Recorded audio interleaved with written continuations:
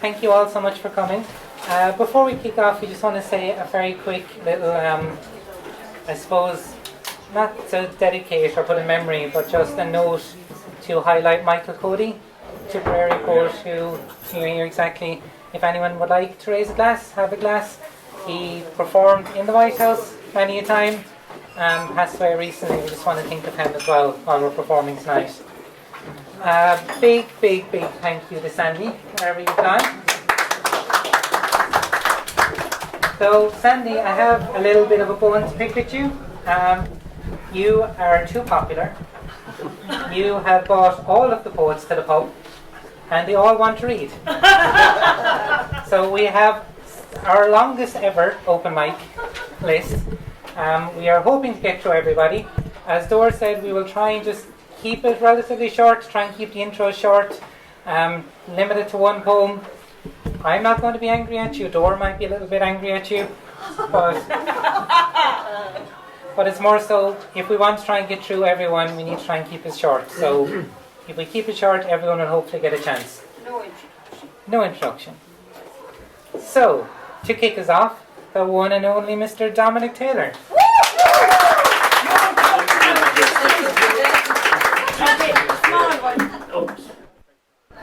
I wanted to introduce this, but I wanted to write a poem about April and the poetry. So it's about, I think, how small events can change your emotional response to things. I think that's what it's about. Okay, April poem. It's a cold March day. I visit my friend's bookshop and see outside on a display table a selection of poetry books and a sign that says, "Coming soon, April is Poetry Month in Limerick." He says we need more poetry in the shop and in our lives. A week later, I call back again. The table is now full of all sorts, with no poetry books. I ask him what happened. He says, it rained, and anyway, nobody buys poetry books, so they are back on the shelves. Another week goes by, and I drop in again. To my surprise, the display table is now full with poetry books, even more than before. I ask him, why this sudden change of heart? He says, with a twinkle in his eye, it's April, it's Poetry Month, let's give it a try. Thank you.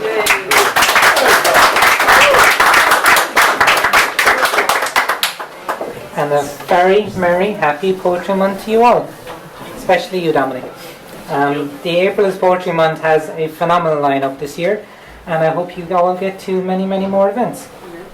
Without further ado, our next poet of the night is Cora Peters.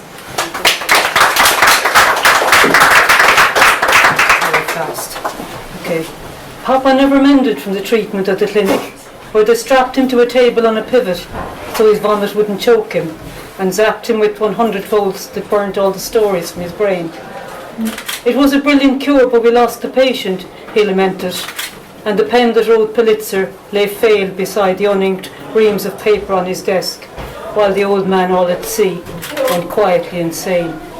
And of an ordinary morning, while Miss Mary slept, he slipped into his moccasins and took down his 12-gauge shotgun from the rack. His jaws clenched round the metal of both barrels. The sound was drowned by Ketchum's Bigwood River, surge and flow. His blood-splashed blue pyjamas had had their final fitting. His epitaph a tapestry of brain and bone and crimson, splattered round the wooden panelled foyer on the day before the dog days had begun in 1961 in Idaho. Thank you for listening.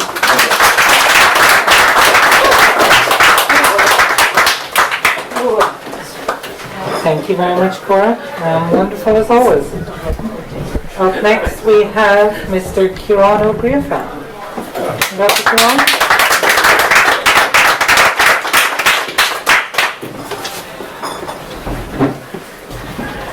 Thanks very much.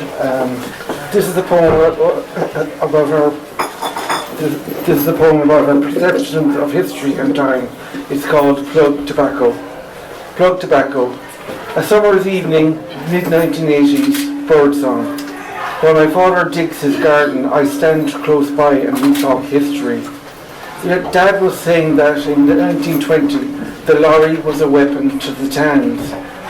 When we catch the scent of plug tobacco from over the wall through the green ivy, fragrance heavy, mysterious, bemusing, until we realise with silent smiles that John Hassett is crossing his field to count his cattle in Glenwood. The scent shifts with each pace, with each puff of laboured breath, then fades into ambient summer.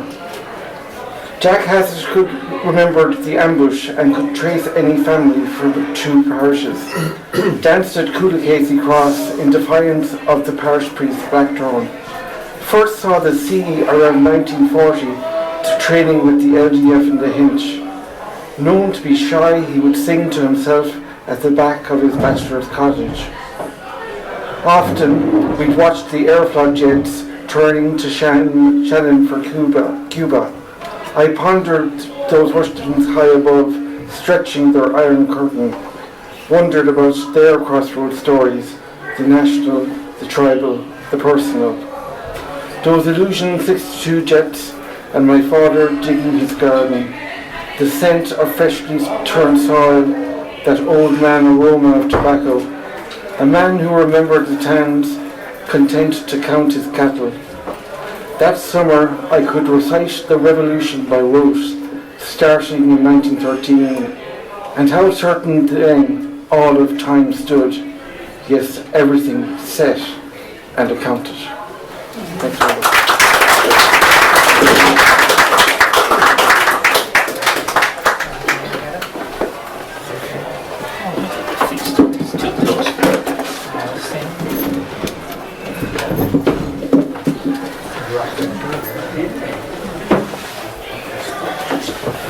Thank you so much, Siobhan. Up next we have Marie Studer.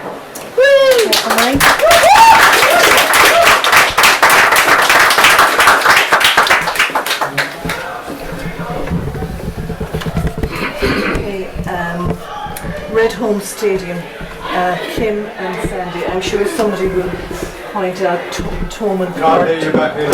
Can't hear me, okay. Kim and Sandy, I'm sure somebody will point out.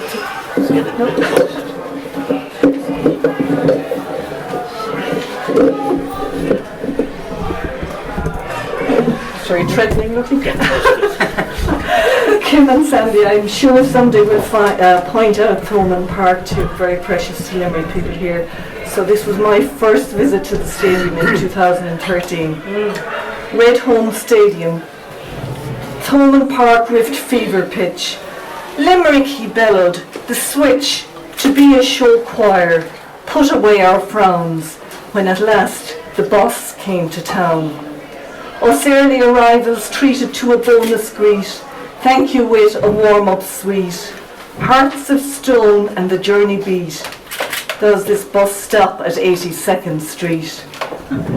Summer sun refused to go down, knowing the boss was in our town, to preach the gospel rock and roll, while we gyrated beyond control. Trumpets and trombones pumped fanfares, stirring spirits to jive in Jetland, and the shiver of the 3D Fender beat the treaty stone surrender. The hush like a benediction at American crucifixion. Trayvon Martin, rest in peace, brothers navigating tripwire streets. He trod the milieu of river like Shona, our own dream giver. Solidarity Odyssey, out past the island and Classy. He took us to the promised land, missionary boss and his band. The parting shot, we're not alone. Ah yes, we take care of our own. Buzzing in the Red Home Stadium, galvanized to glow like radium. One night, not afraid of the dark. Sanctuary in Thomond Park. Thank you.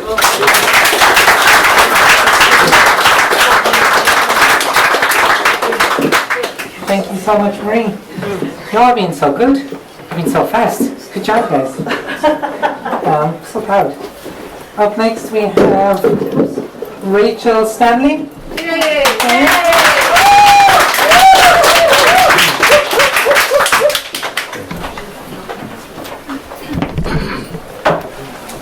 quote my dad here. He used to say, "Get to the point," so that meant be quick.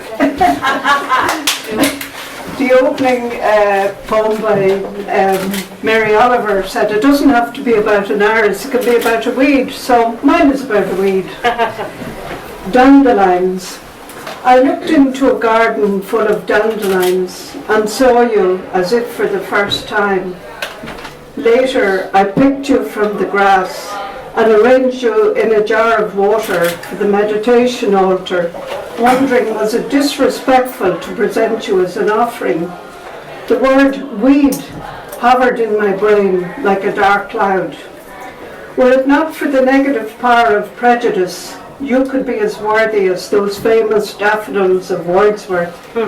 I wondered who had named you weed. You with your chrysanthemum face who feeds your nectar to the bees, for you could not be other than generous in your abundance. You who doth the landscape, colouring the grass, as if laughing out loud, defying in glee the upper crust lawn whose owners are intent on exterminating you. Who tells you that you are a gaudy mob, defiling her regal countenance. In your joyful gaiety, you are sublime in your divinity. Thank you.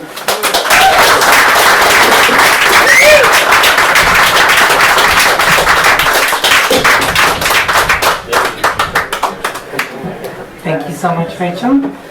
Up next we have Owen Campbell. Owen Campbell here? No? Okay. Then up next we have Bash O'Connell.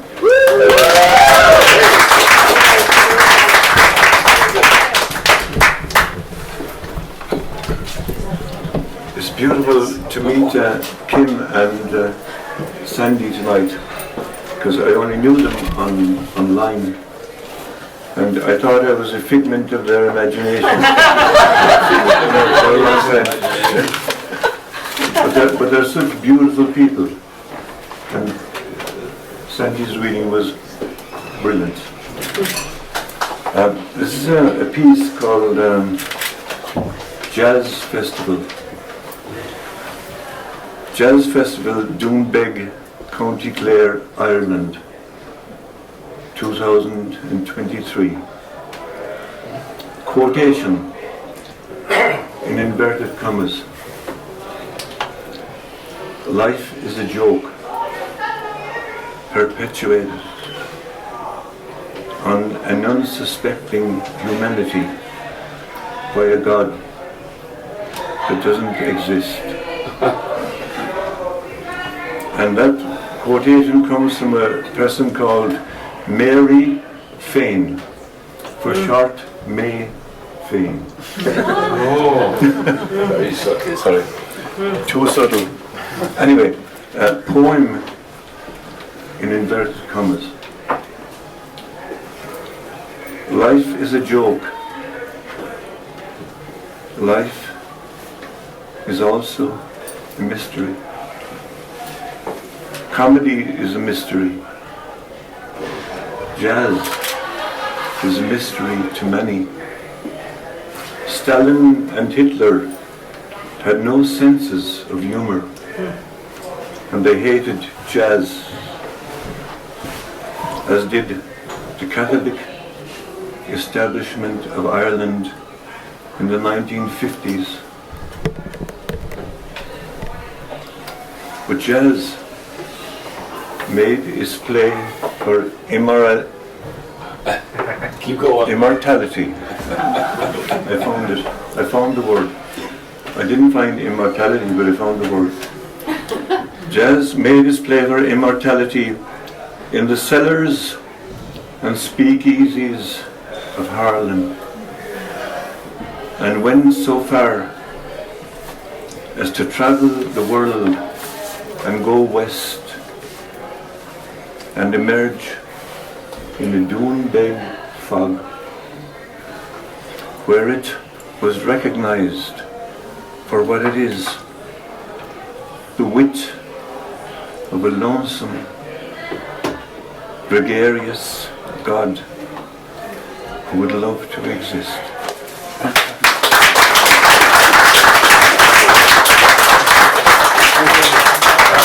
was just going to say, I had to read my poem earlier because I'm doing a gig down in Dolan's on the Dock Road, and if anyone wants to come along, if anyone is thirsty, late at night, come down, and it's lovely to see Jimmy O'Connell here as well, from the Zoom, you know, and I won't mention the local Zoomers because, thank you.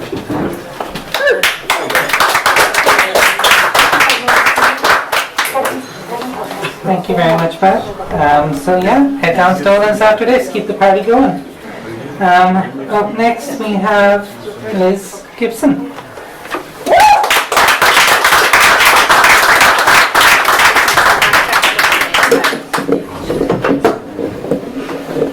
Hi, it's really wonderful to be here. I am in Limerick staying with my grandma. I'm in Manchester in England, but my family often go away, so it's really special for me to be here.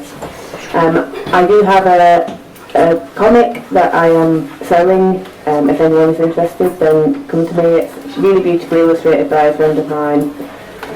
It's about frogs and walking and solidarity within walking groups. So my poem it's a Hazal, which is a Middle Eastern love poem, and it is a love poem to blood, because I have a love-hate relationship with blood. Blood Hazal. When I first moved to France, pride and hope in my blood, I swore that I'd pluck up the courage to give blood. But I was born during the mad cow disease years, and so I was blacklisted. France didn't want my blood. I regret that I may have pulled out anyway. Anyone will tell you that I'm not good with blood. The first time that a nurse drew my blood from me for testing, I fainted. That cube of my blood, from me it had just come, in me it had been. I knew in a moment why some balk at their blood. It was different each month. It was meant to flow then, I was told. So I would be intrigued by my blood. But when it crept from a wound, a fault, a mistake, was when I felt guilty, mocked and blamed by my blood. I never discovered my blood type. I want to. It would soothe me to know that bit more of my blood. But I have to remember that my blood is no stranger. In my own bone garden blossom the flowers of blood. The thing is that mainly they grow inside only, so I lose my technique catching the petals of blood. I should learn not to picture this wild sea of red, but the neat little discs and orbs in my blood. But feeling my pulse in my wrist makes me nauseous. I find fear in the force and throb of my blood. But think how hard the heart and brain battle to safeguard from silence the drumbeat of blood. The waves go on crashing and the world goes on turning, and I wish I could give someone that gift, give my blood. Thanks.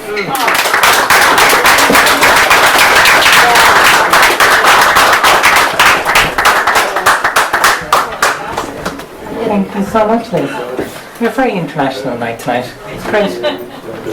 Manchester, America, Virginia, to be specific. Up next we have Mr. Owen O'Connor. Give it up for Owen.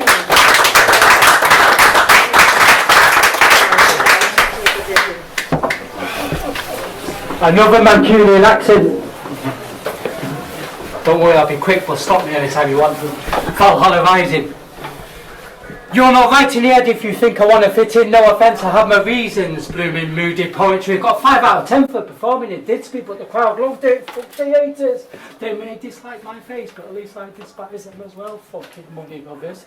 Should remember, not all of us enjoyed a sheltered childhood. So as I've said too much, it's never enough. You make me feel like swearing. I like to unbelievable, doing my thing my own way. It's got to be done. Antisocial nonsense, must live and learn. Abandon hope. Instead of going open mic, I'm doing boxing. No regrets, no fear, no prospects. Self-destructive, insane writing, thinking about things. Another day passes. Have faith, but keep your mouth shut. Seem normal. Look busy. Follow orders. Talking code. Get internet. Join the circus. Under pressure, misguided. Step in line. Get confused. Face the wall. Make friends. Sing. Fucker. Sing. I went park to take my mind off things, but it didn't help. Confess. Valhalla rising. Go out and pretend you're happy. Everyone's doing it. Denial of self taken to extremes. Feel ruthless change, ancient offerings built in guilt. My star sign said I was in trouble again and should be very fucking ashamed of myself. Feel going crazy, sorry, record, enchanted, chanting, uneducated guessing, but I would not dare ever simply wear a simple black robe, a dark parade, sinister celebration, creepy passing out ceremonies, complicated, massive huge lows, a rebel without a cause, amazingly lonely, tormented artist, exist deranged, rest in bits, I want poetic justice. Heavens raging, all rise on your marks, get set, erupt, see the signs, study symbolism, show your feelings in public, fucking nutcases, go berserk, play shop locked off, get them whilst they're young, proper brainwashed, a top job well done. I could be wrong, Lord heroes, or they are worthy of cause. Things could be just a little bit fairer, that's all. Raise your hand to speak, stupid muppets, if the face fits, infantry is an option. Warning, the pissed off are obsessed. Don't rub it in, school was concrete. I'm not having a go, I lack ambition. I can go to work without losing a pot I make cold. Don't just only just absolute chaos, imagining getting splendid poets in decent headlocks, playing drums on the floor with glass bottles. It takes all sorts, but fuck the judgmental. In fact, shun them. Stay passionately dedicated with aspirations for human success here on the planet. Hate is great, or so the graffiti said on the abandoned church of Gorton Cemetery, where I climb trees in hiding because I don't want to get stabbed to death growing up, wondering why cooking and growing your own food isn't so cool nowadays. Endangered species, don't mind me. Listen to a song that's #1 at the moment and ask yourself, are we fucked, feeling obligated to be expecting miracles? Bitter like when Rembrandt painted himself devastated. I stood up, I once fucking hate myself for playing along. If I was in the audience, I certainly would not be impressed watching someone rehearse for obvious future stressful events. Be prepared, inspired, behave off key. No need to worry about me. John Lennon would preach love and peace. We all know what happened to him. Ian Curtis was not fucking joking. Adore your surroundings, tune in, acknowledge what's going on. So no one best be taking an active interest in my well-being. I might notice and I can't promise anything. Zone out, Cupid needs a crossbow for all the messing about. Save money, crap 5 off criticism. Don't be easily spooked. I'm only here now because I was homeless for 3.5 fucking months and I was in the shed and I was thinking I'm going to do a poetry night. So I missed the last one. It's like a logistical nightmare. So if you don't like me, just think of me like cycling back from Drumcollar or from Newcastle to Drumcollar tonight. And then, yeah, anyway. Practice screaming outdoors, Ace of Swords, vexed hermit, weirdo, cave enthusiast. You should actually check out George Bernard Shaw's play about a lovely woman who helps the poor. See what happens to her, let that be a lesson to you. Problem solved, step back, sit down, you can handle shock like candles. Begin proceedings behind the scenes, tread carefully, see passages behind bookcases. Give it a rest, doubt it. I enjoy all forms of communication, everything from scratching the walls to hugging people outdoors like there's something wrong, and we're told there's those who have and those who have not. Just one of them things, dribbling for comfort. I've been there, schizophrenia 24/7, make love hurt, sick joke where only the doctors are unmissable. The wind leads the sermon, so far so good. We are the lucky one who hasn't suffered. Be humble, modest and discreet. I am afraid that you'd want something from me and be disappointed when you realise I have nothing to give. Ignorant, chronic deprivation, putting in the time and effort needed, the blood, sweat and tears, don't hold back. Numb land, deep ordeal, I wouldn't wish it upon my own worst enemy, being at war within, having a strange time in his fancy, going above and beyond the call of duty, making mistakes and breaking promises. It's like severe toothache in the brain. I used to believe death would be soothing, if anything, until my father told me he naturally thinks it's going to be agony. Read of Bob Nelson, the super duper bad man lost in the desert, used a bit of the wreckage of his crashed plane and totally survived off the condensation he created in the shade. All this talk of seeing the world, mumbling about how well you're doing. I know grime MCs that care more than fake hippies, saying things other people wouldn't dream of revealing in public. Don't know that fucking ran like a maniac from Woodhouse Park Lifestyle Centre to Alderley Edge and back again without stopping. On it in a garden in Whalley Range, a woman put 7 stones on me. It was can't keep still. Nothing's as it seems, no pleasing some people, Valhalla rising. Are we not great at pretending already? Some things are best left unsaid, hurtling through space, together erratic at best. Don't be getting so jealous just because I'm angry and upset. Concentrate, trial and error, back to basic. Apprentice lunatic madness comes highly recommended around here. No, I know no better. Tell your friends the truth hurts. Overcrowded, rush hour obscure. Rejoice, rejoice, dream on. Joy, joy, joy, hectic oblivion. When Brookhouse on holiday, I fucking loved it with the police helicopter circling above. Nearly was obsessed with the notion of occult knowledge until I had the idea to just try to enjoy the rest of my life here. Valhalla rising, magic and make-believe, conditioned what to feel when we're fear. Real life satellites fuming, we are paradise, spread the message, fuck my belongings one by one into a pile. Hooray, unfazed, I can't describe it, following instincts. No one wants to be exposed, don't get your hopes up. What's wrong with the world? I was born poor, I lived to work and I died broke. Thank you very much.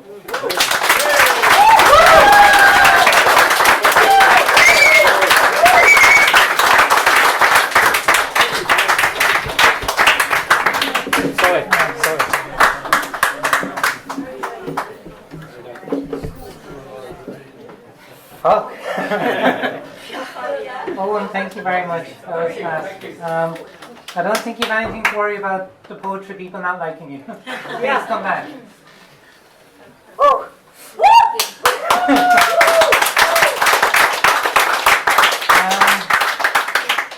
Awesome. We're going to keep it going. Some fucking phenomenal work tonight. Up next we have Sheila Casey-Jones. Sheila here. Okay, I said keep it short. You don't need to keep it that short. Okay, Sheila. Jim Burke. Jim here. Okay, look for him.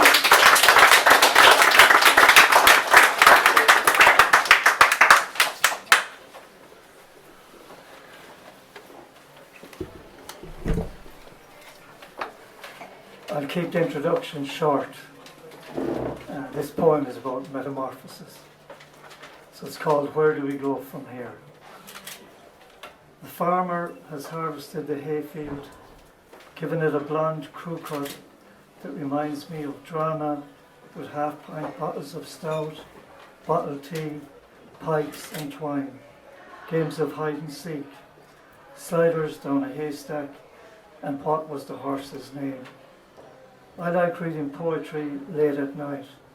Michael McClure's words echoing all the beats positivity. I find poems like Names of Horses, Tennis Ball by Donald Hall. This is it.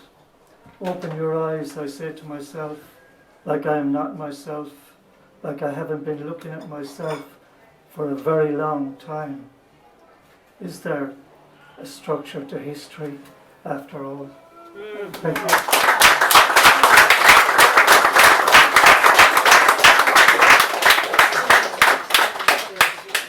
Thank you so much, Jim.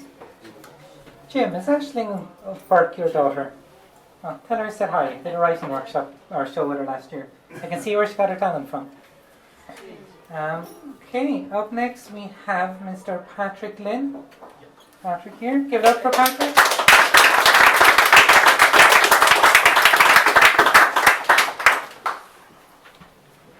Thanks.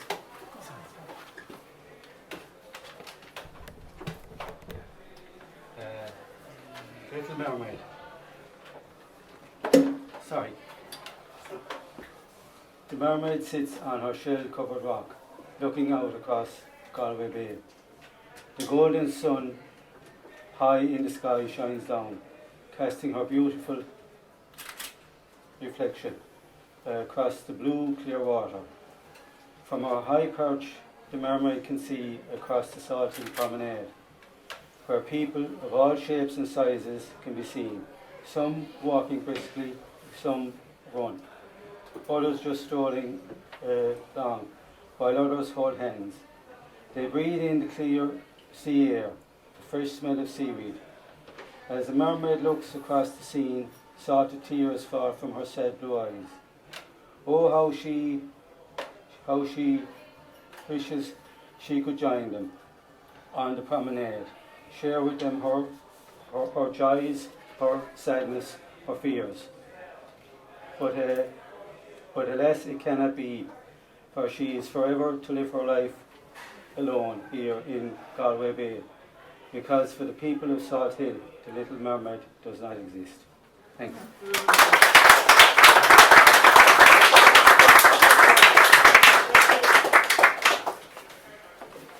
Thank you so much, Patrick. Up next we have Anton Floyd. Down here.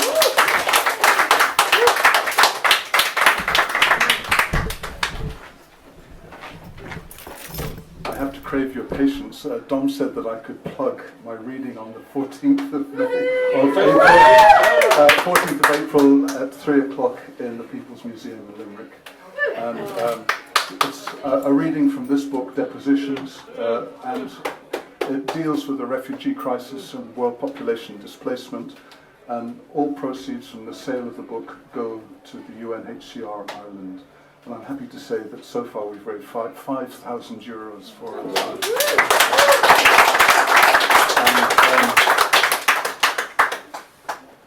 And in order to plug it out, I just crave your patience a little bit, because I was afflicted with bad conjunctivitis in the sty, and I was sitting in the doctor's waiting room, and there was a farmer in there, and I was playing with this poem while I was waiting, and he said, "Are you addicted are you addicted to your phone?" And I said, "No, I'm writing a poem and I'm working on it." And then he turned around and he said, "Does the poem percolate through you like spring water that's been in the ground for years? Or does it come bursting out of you?" So this poem came bursting out of me. And it's a sonnet, it's a contemporary sonnet, and it's called Unholy. And I've tested it out with Jim, and he's made some suggestions which I've taken to heart. And I'm going to read it. It's dedicated to Ilan Pape. And Ilan Pape, as you know, is a dissenting Jewish scholar from Haifa who's been cancelled by the Israeli government for being so outspoken about the Zionist myths of Palestine. And I have a bit of skin in the game because my family lost everything after the Nakba in 1948 in Haifa. So I wrote to him with the poem and asked him could I associate the poem with his name, and he wrote back and he said I'd be honoured, and I'm doubly honoured that he's accepted it.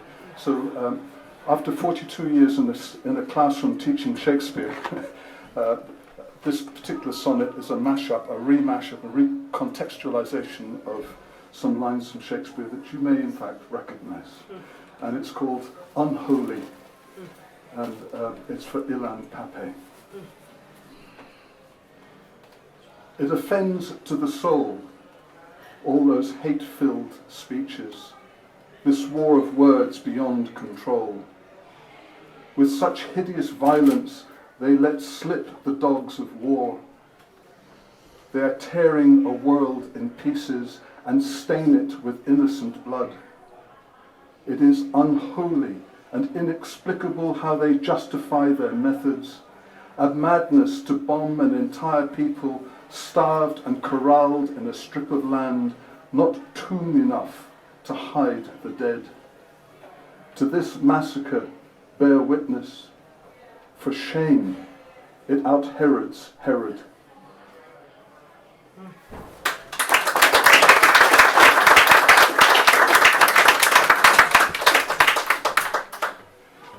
And that was the plug. And this is a poem for April, and its poetry is April month. And this poem is called In Praise of Common Things. And on fine days, students would want to go outside for a lesson. And in the school where I was teaching for 30 years, it was not considered good to go outside. And little did they know that the teachers wanted to be outside as much as the students. So this has an epigraph to it called, it's from Rainer Maria Rilke. It is spring again, the earth is like a child, that knows poems by heart. And this poem is in the Fibonacci pattern, so it follows the Fibonacci curve. And for those of you who want to know what that is, the first line is one word, the second line is one word, then the subsequent lines are the sum of the preceding two lines. And so it goes up to 8 and then back down to 1. In fields the daffodils are in bloom, gaps widen in the clouds, the sky blues deepen and calm the eye. In the vaporous morning air, washes of sunshine spread luminous, teeming light. In class, desks are arrayed with students, uniformed and in regimented order. Like them, I'd rather be outside and free, uncaged with the shoaling birds, singing anthems of praise for common things. Ah, nature, common things, with rhythmic pulse, spring as a power throbs so deep you'd swear your blood was green. It is in the great outside we feel ourselves and nature come alive. Let's away and do as artists do, make vital all we see. Look how the flowering cherries, root and rod, are touched with holy fire, so that blooms like lit candles flare. The earth is blessed this April. Let's revel in this emerald world, with trees in leaf, with blithe birds singing, with all the season's flowers, their colours streaming. This April, let's arise.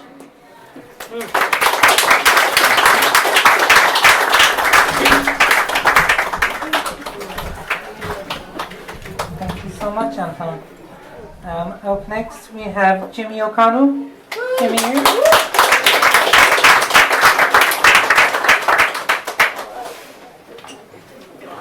Great to be here. Thank you very much. Very quickly, this is called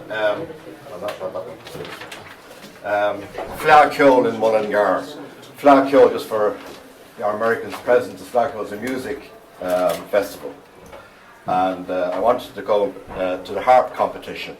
And I was expecting adults to be there. And I discovered it was young lads and young women. So this is it. Fleadh harp competition.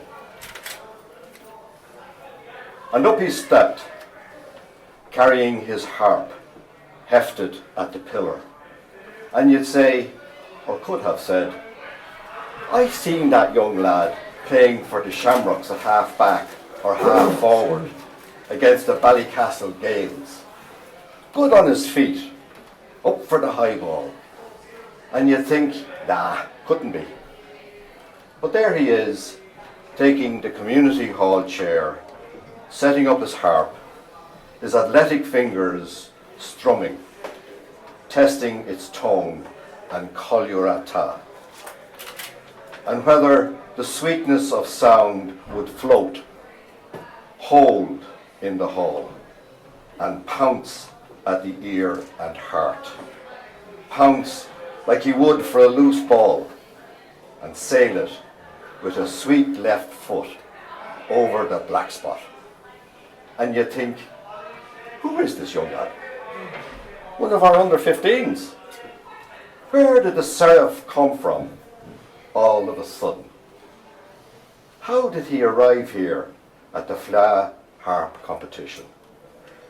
And you'd be struck by the re-echo of, why should we be surprised? Why expect him to be other than the sensitive soul born upon myth and song, and be arrived here, his keds tapping, and his fashionably knee-ripped jeans.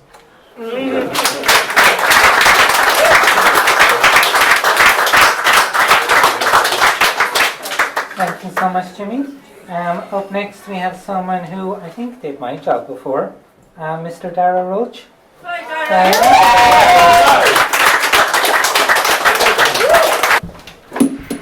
Good evening. I will be brief. Haven't written anything in a while. This is a poem but an experience that some of you may share with me. It's called Writing Poems While Drunk. Nowhere. Never happened. Mind composes, hand disposes. A drunk wrist paints violent, scratchy strokes. In the homely silence after mirthy bingefulness, a scarf blown in the wind becomes an unbecoming metaphor for the muse overconfidence. And swaying softly at the kitchen table, drunk's genius will be unreadable tomorrow.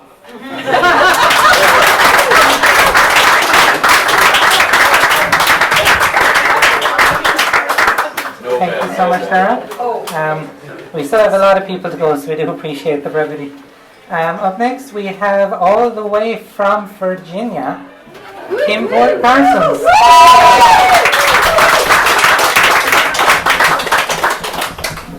Wow, thank you for all the great poetry, everyone. I didn't get to come over here for the launch, so this is my poem from Skylight. October's Wings. There's work to be done before we're through. Washing the last of the pumpkins and winter squash and settling them to cure in the sun. Curing, as in settling the flesh, so it might mellow and last. Not like my queenly cat. Cancer has finally stolen her joy, and all the spring in that calico tail is spent. When she moves, she leans around the waning day. This morning, I'm stringing words like apple slices as I walk, trying to memorize the last monarchs threading the meadow's cloth. The goldenrod's passing, but the fading green is sown here and there with thistles and late asters. The monarchs fly on, searching for patches of milkweed beside the least sprayed fields. In the slanting afternoon, I cull a few peppers. Daisy seeks comfort in the window's bright glow. Zinnias hang on like love, bending under the weight of their own will, reaching for the last of the warm. I pull down all the straggling tomato vines. Later, she sits in my lap, then sleeps beside me one last night. I fall asleep, stacking lines like kindling against November's wall. There's work to be done before we're through. There's work to be done before we're through. Denials to hold on to. At least, I hope monarchs will fly across next year as they did the last and all the ones before. October's burnished gold will stay and stay. Strokes softer again and again, and then once more. Thanks, everyone.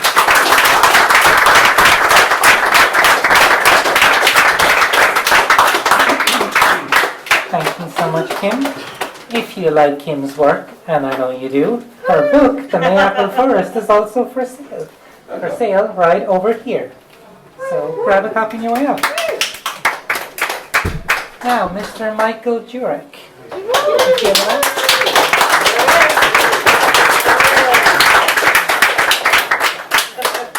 Or he lives. Okay, a few months ago, human remains were found in a bog in County Derry, Northern Ireland, not far from the home place of Seamus Heaney. So my poem includes some borrowings from Heaney's bog poems. Balahi Boy. No crime call appeal, no CCTV footage to help trace the last movements of the Balahi boy, who languished 2,000 years in the black butter of a Derry bog. He might have been trove to the honeycombed working of a skilled turfman like Heaney's grandfather, who cut more peat in a day than any other man in Toner's bog. Instead, harvested without slan or wheelbarrow by police and archaeologists. His bits and pieces, tibia and fibula, humerus and ulna, fingernails and skin, divulging themselves in the poet's backyard. How he got there? A cold case laboratory enigma. Another poor scapegoat in a man-killing parish. A hapless sacrifice to a vengeful god. A tribal taboo breaker, abducted and disappeared. Or just a Mogalore Miao dead by misadventure. Now on display in an Ulster museum, our Grobble man, our Irish Tolland man. We need not go to Aris anymore.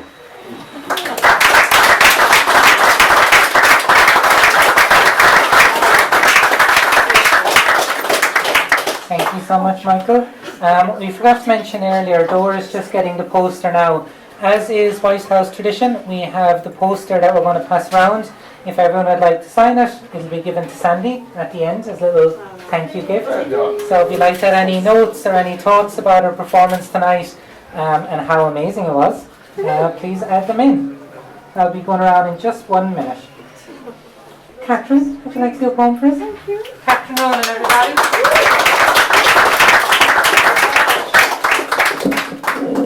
Hi everyone, I can't believe I see Sandy and Kim in the flesh, as they say. I came all the way up from the wilds of West Cork to see them in the flesh, and I have to say I'm not disappointed. Now my grandmother would have been 98 last Monday, so I'm going to read from my book, published and available from Revival Press, and let the skin. So this is called Ma. Every thought felt round in your hand, lifelines running to the future, green and white major, soaking your lips without a puff of regret. I climb into your ration cupboard, bring out the next bag of sugar, dreading our salty separation. I refuse Sundays of chicken and cabbage. I sit on the second step of 13, now bereft at your passing. I keep your smelly brooches infused with just musk and tweed. Today has its own sewn teeth, stories told and untold, mixing bowl of all things terrible, like the kiss of a lost lottery ticket.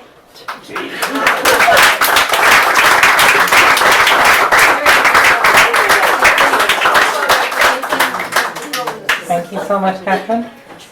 Sandy, I have that poster going around. It's starting with Edward O'Dwyer. I'm not sure if that's a good thing or a bad thing.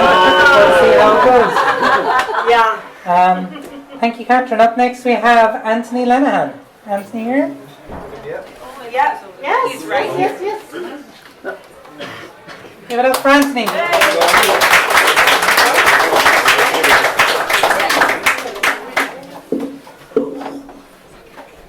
This piece is called Captivated, which is a townland near where I live in Clare. It's in 2 pieces. Captivated 1. In lingering dark, early morning, visitor to my garden. Whack, twack, twack, whack. Common blackbird, male. He's head-butting, no beak-butting, an old half-mirror I'd lodged against front wall in behind the fuchsia. As might be said in certain dispensations, he's given it timber, and some. I suppose he's confused, taking his mirror version for a belligerent, persistent rival, encroaching the kingdom. Could you say he's on the defensive? You could. But whatever he's on, his noise-making cheers me and enlivens me no end. Generates a smile so broad I feel it in every fibre. in every fibre of my existence, from here to the cross at Captivated. 2. An emerging dark evening visitor to my garden, drone, moan, drone, overseas cousin, elderly. He's jawing, no spieling forth at me. We're standing on the small path beside the yucca. His vocal focus on the tumultuous times we're living through, how the powerful nations of the Western world need to fully enhance their security systems and maximize weaponry stashes and capabilities in the face of those rapidly escalating basket case regions of the world. Is he on the defensive? Just a tad, maybe. Whatever he's on, his rhapsodizing exhausts me, raises a frown, a self-perpetuating frown in my mind, which tenaciously traverses my every sinew and spreads itself out from here to far beyond the cross at Captivated.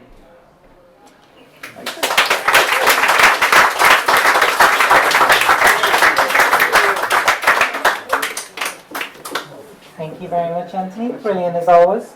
And up next we have Peter Riley. Give it up for Peter.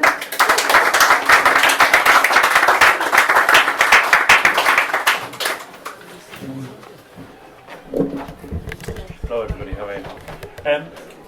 This poem was inspired while I was standing in Dingledock, and I suddenly saw this giant trawler called the Apollo, and it was moored at the dock.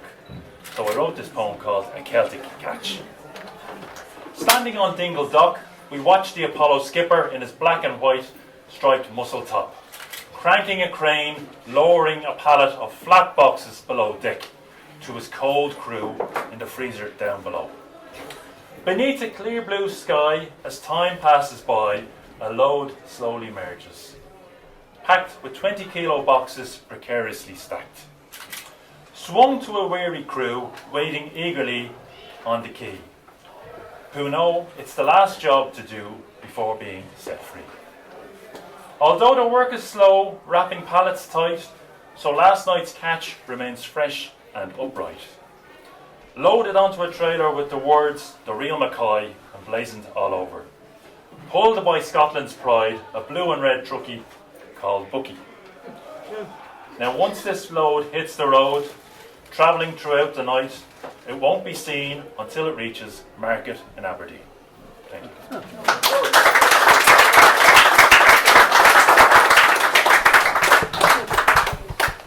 Thank you very much, Peter. Up next we have Marion Moynihan. Steve Bedford.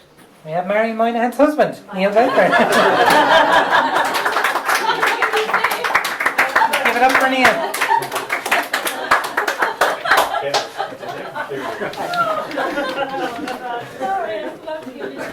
It's really great to be here, and the pandemic was mentioned a couple of times. I'm just thinking, it's not very long ago we weren't allowed to meet like this, and it's a great joy to be here tonight.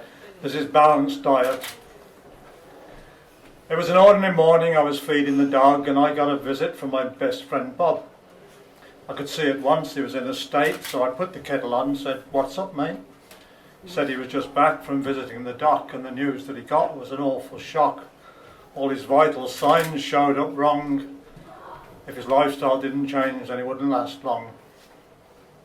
Blood pressure, BMI, over the top, smoking, drinking have to stop. From now on, he's under doctor's orders. No more chips and no more burgers. As we sat there drinking our cups of tea, he suddenly announced, "Vitality."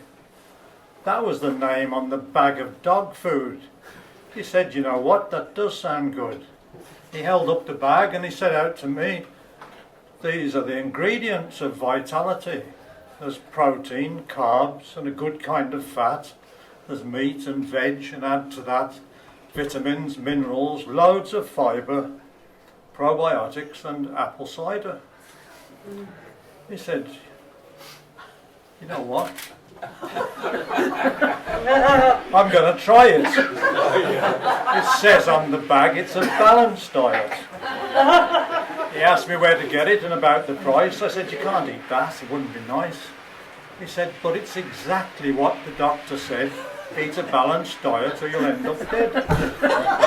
He grabbed a handful, ate it crunchily, washed it down with a cup of tea, said it tasted mostly of chicken and malt.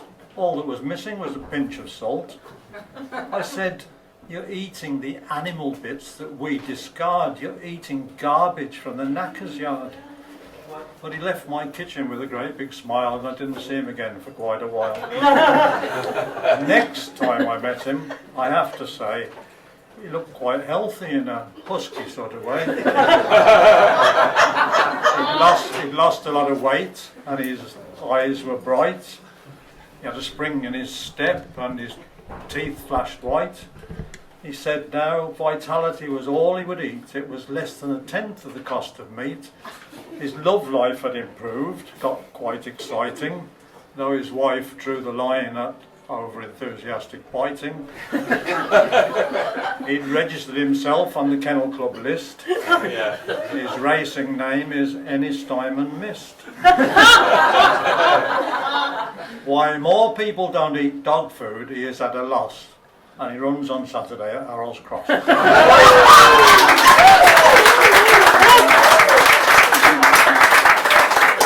there's a postscript.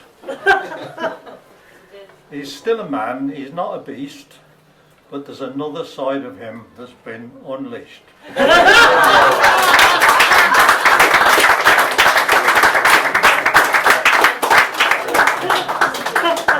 Thank you very much, Marion Moynihan's husband, Neil Bedford. And now we have Neil Bedford's wife, Marion Moynihan.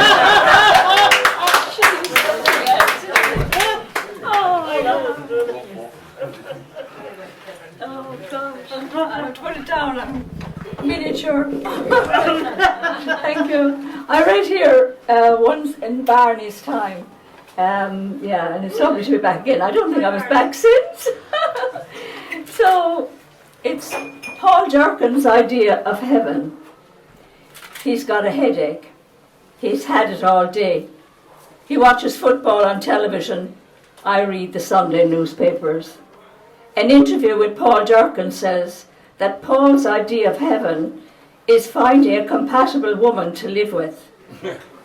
Back to my man again. Birmingham didn't win. They drew. He consults a cookery book. Bakes a batch of tea cakes, makes me tea, takes a nap. He's still got the headache. I prepare a pot of Irish stew. We both watch Coronation Street. After dinner, the phone rings. It's one of his women friends. He says, yes, it's fine. Everything is great. He becomes animated, discusses our trip to Amsterdam. 2 for the price of 1. With the Quinsworth tokens. He told her I was back in Limerick, how we slept in my room on Friday night in a single bed. There was a pause at that, then a laugh. He tells her about his job, how he loves the kids and all that technology. Talks about our new home, how it's coming along. Then he tells her he's got to finish the ironing. He neglected to tell her about the tea cakes. Needless to say, he slept on the couch last night. Can I just say that I'm part of the Ennis writers, you know, the community, or what are they? Collective, yeah, and poetry collective. And we're starting out having readings in Ennis in Glore. On the next one is Saturday, the 18th of May. I know it's a long ways away, but maybe you keep us in mind. We're just starting up, and we'd love a bit of support from Limerick, and we definitely support you here. Yeah.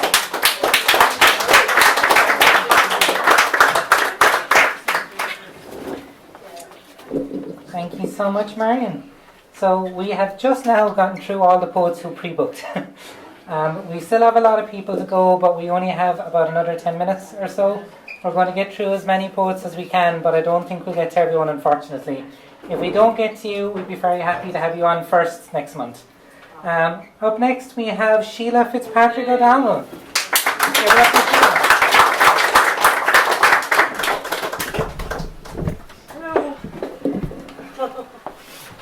Thanks. Welcome, Kim and Sandy. April. It is late April and the sun has visited my cottage garden in Shannagolden today. I peg out the laundry and the smell of summer arouses my senses. The warm earth beneath my feet is breeding daisies, dandelions, cowslip and bluebells. The bells of the Angelus are ringing out and I feel blessed. Under this indigo blue sky, birds are singing and Valentino the piebald horse is rocking and rolling in the paddock. Coco the guard dog is sprawled out in a bed of high grass under the yellow magnolia. And I am carried away with that nostalgic smell of campfire from the back field. Some whore of a one calls my name and dampens my spirits when she says, "Yeah, but the rain is never too far off, moody cow."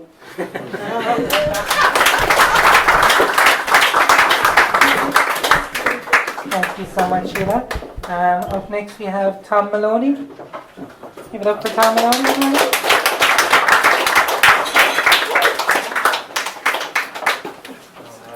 My poem is self-explanatory. I give the introductions here. At a reading by Desmond O'Grady in the former Jesuit church, the Crescent, Limerick. So you can see it's not a recent poem. Outside, the watery sun peeks through tinted glass. Inside, strategic spotlights supplement. The launch has started to resurrect the way of the word, the way of confession, the credo, further consideration. An offertory, a table of wine. Some count the book's present valuation. Some piggybacker shows dedication. A chance for faux pas dawns on some unknown observer of sacred cows that carry on. Father McMahon, S.J., is over the confessional. His hearing light off. Just like other confessors with the power to recite Te Absolvo through the grill, he, in his good luck, is hearing elsewhere. Save St. Francis, who is still on his perch, the host has flown, his tabernacle open. We sit on some Spartan pews with untold tales. Other sports hold out, just take the mic. Each hail to make a poem's mise-en-scene. Great poet, you open up my Limerick town at the lectern, confessing I catch the classical tale. A prodigal son, your flight first to Paris, a rebellion sacrificing your life to make tell with words. Here now, the end of the day, you struggle to hold the attention of your audience. Poor acoustics, high decibels, echoes. I confess that I can hear very little. That in itself is of no great matter. Your good fortune, what makes you immortal, are your words in print to defy the hour. For the time being, we feign attention out of reverence and clap at the chance, your voice rising on the balloon's explosion.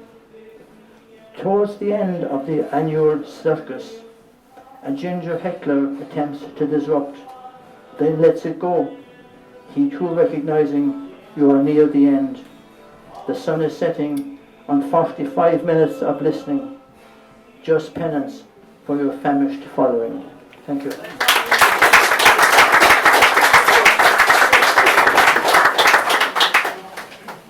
We'll just try and get our last couple of readers up. Tom Muldowney is next. Tom.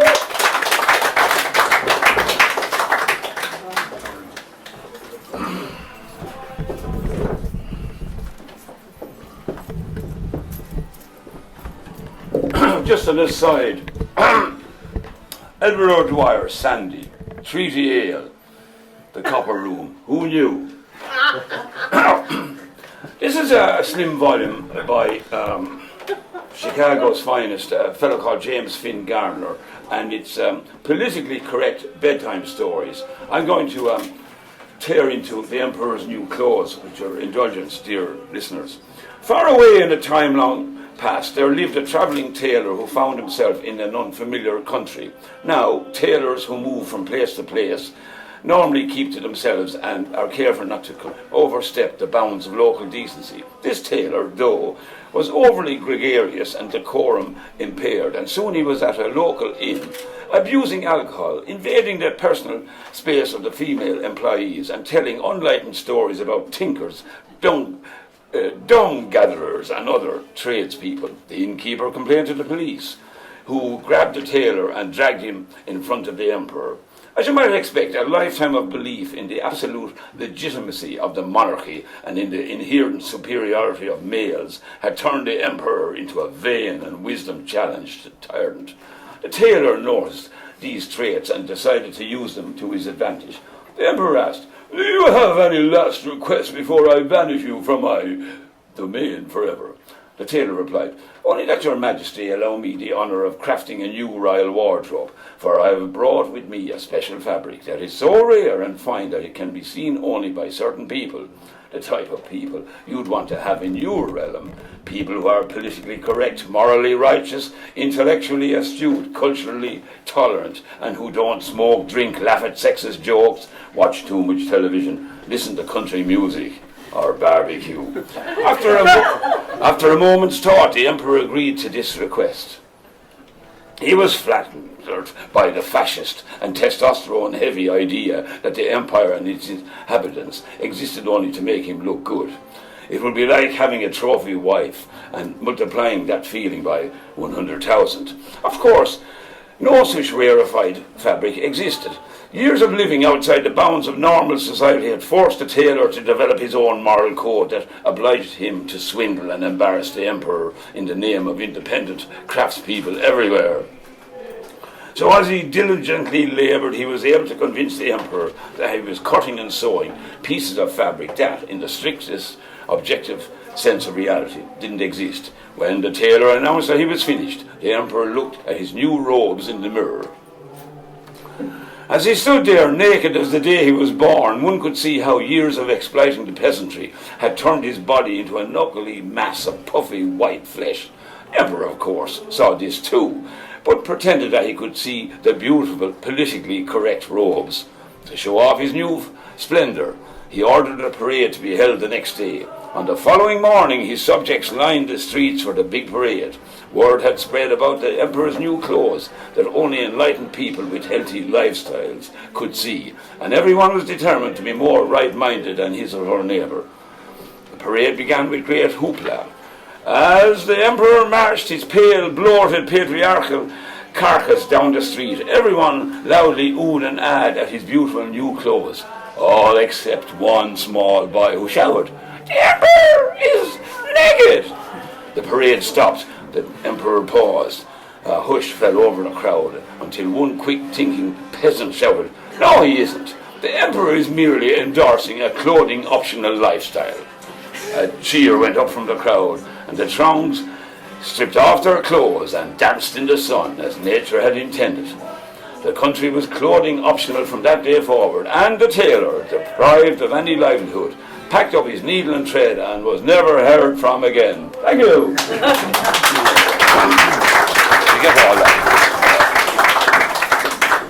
Thank you so much, Tom. Unfortunately, we have quite a few more people on the list, but I think we only have time for one more. So I think our last poet of the night, I give it up for Mr. Joe O'Connor. Joe here.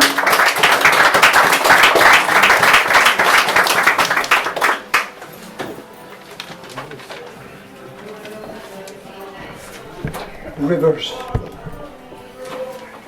The river from the mountains came tumbling, tearing and tossing in a cascading torrent of wild flailing and wicked wailing, uprooting, unsettling, undoing, everything in its path in a mad frenzy of mud and malice. And finally, overloaded with dirt and debris, it tumbled with exhaustion and exasperation into the cavernous sea, never to be seen again. The river from the meadows stoically strolled along in a measured meander of mindfulness, scanning the scenery, friendlying with fishermen, swanning with swimmers, rippling ringlets of leisure and love to lovers, admirers, and adventurers. And in its own good time, with smooth, clean hands and an unblemished coat, unruffled by fuss of Fooster, it sailed sedately and silently into the cavernous sea, never to be seen again. Which river had the better journey? Or does it matter?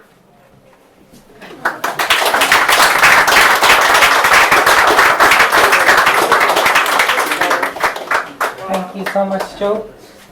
Again, for those who didn't get to read tonight, please let us know and we will put you on first next month. Myself and Dora are included in that list, so we know how you feel. But just to say thank you all so much for coming. A quick thank you to Pat, as always, for the great photo photography. Thank you to Dominic, for which none of this will be happening. To the phenomenal Marion, making money for all the boats. To Dor, who helped organize this entire thing.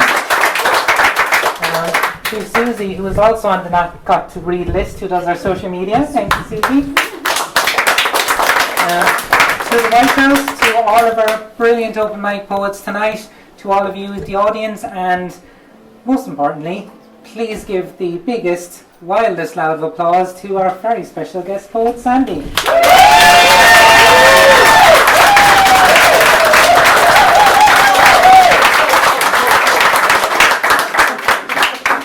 Sorry folks, one last plug because I can't resist. And Dominic gave other people permission, so I'm taking permission too. On the 24th, I'll be reading at the People's Museum. It would be great to see some friendly faces.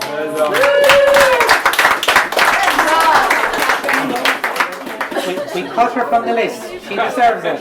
Thank you all so much. We'll see you next month.